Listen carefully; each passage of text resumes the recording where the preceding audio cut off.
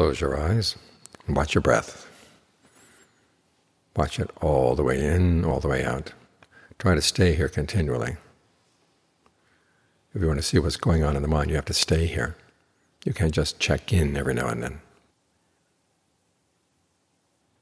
Because sometimes the cause of suffering comes up in the mind, and the result is immediate.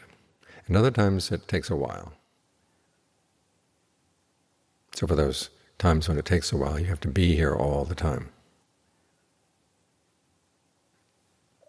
Otherwise the mind plays connect the dots. Little dot here, little dot there. And you can draw lines anywhere from one dot to another. But whether they actually correspond to the real connections, there's no guarantee. But if you're here watching, then you watch the lines as they form. The mind gives rise to an unskillful state, and you watch it until, yes, it does cause suffering. If it gives rise to a skillful state, you don't just let it stay there and pass away. As the Buddha says, mindfulness as a governing principle means that if there's something that's good that hasn't arisen in the mind, you try to give rise to it. And once it's there, you try to develop it.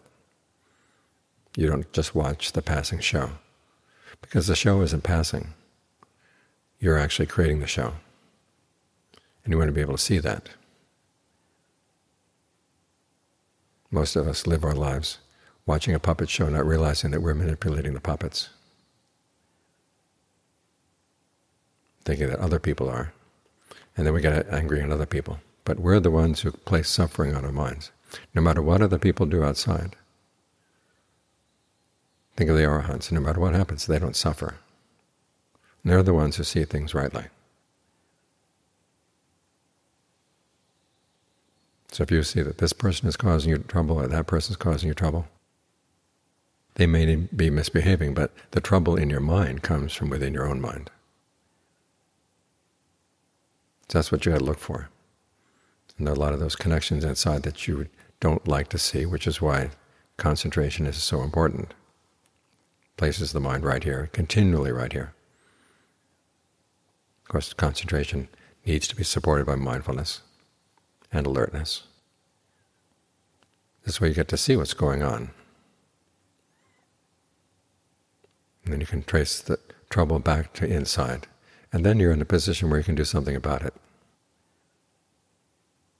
If the trouble comes from outside, or if it came from outside, what would you do? You'd have to go out and change the whole world. Anytime you die, never be done.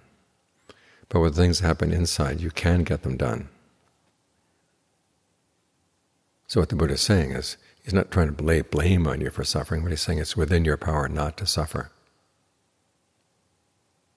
When you're thinking that way, then it's a lot easier to stick with the practice, because you're showing yourself the power that you have.